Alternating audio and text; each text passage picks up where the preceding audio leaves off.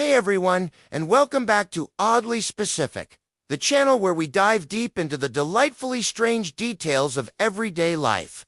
Today, we're re-rating the pantry and the history books to uncover the absolute weirdest facts about the food you eat every day.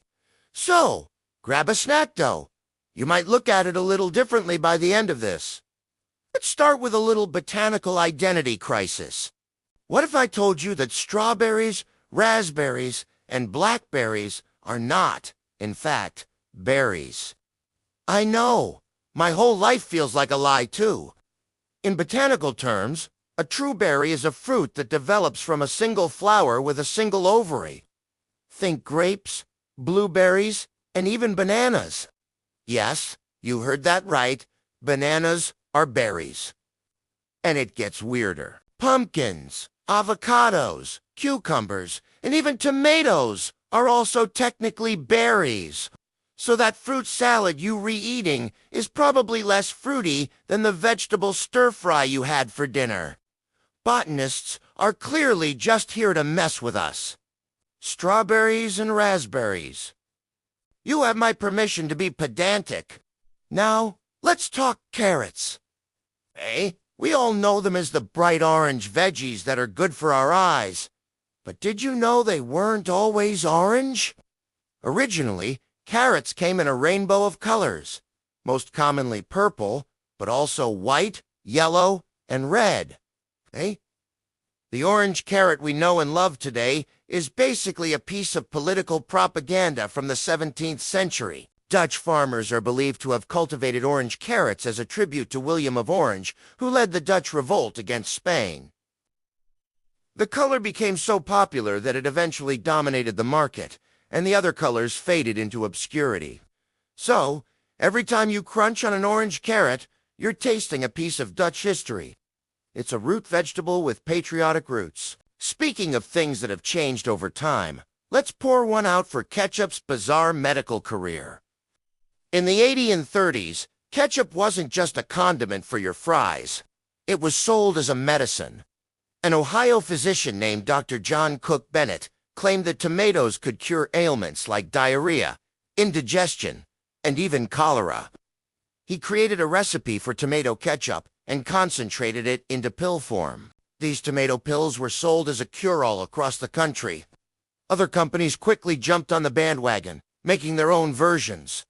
The craze died down when it became clear that most of these copycat pills were just laxatives, with no tomato in them at all.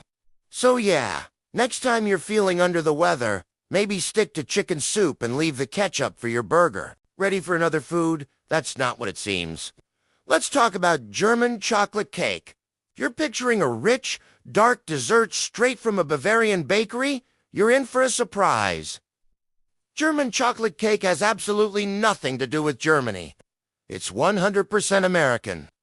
The cake is named after an American baker named Samuel German. That's German with a capital G. In 1852, he developed a type of dark baking chocolate for the Baker's Chocolate Company. The company named it Baker's German Sweet Chocolate in his honor. Almost a century later, in 1957, a Dallas homemaker submitted a recipe using this specific chocolate to a local newspaper. The recipe, called German's Chocolate Cake, became wildly popular. And over time, the possessive S was dropped, leading everyone to believe it was a German dessert. The delicious coconut pecan frosting? Also part of that original American recipe. So, it's about as German as a Philly cheesesteak. Okay, this next one might make you rethink your favorite fig-filled cookies. It's about the unique relationship between figs and fig wasps. Do you see? Most figs have a very special life cycle that depends entirely on a tiny insect. A female fig wasp crawls inside a fig to lay her eggs. This is a one-way trip for her. The opening is too small to get back out, so she dies inside. Her eggs hatch, and the male and female wasps mature and mate, all within the fig. The wingless male wasps then chew a tunnel out for the females before they die, never leaving the fig. The now pregnant females crawl out, carrying pollen with them, and fly off to find another fig to lay their eggs in, continuing the cycle. So, what happens to the dead wasps inside the fig you eat? Don't worry.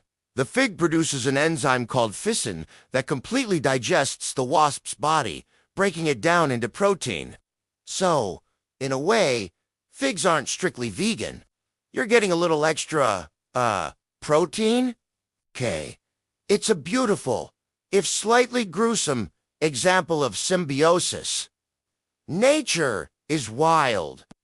And finally, let's end on a lighter, bouncier note. Have you ever wondered how cranberries are sorted for freshness? It's not just by sight or touch.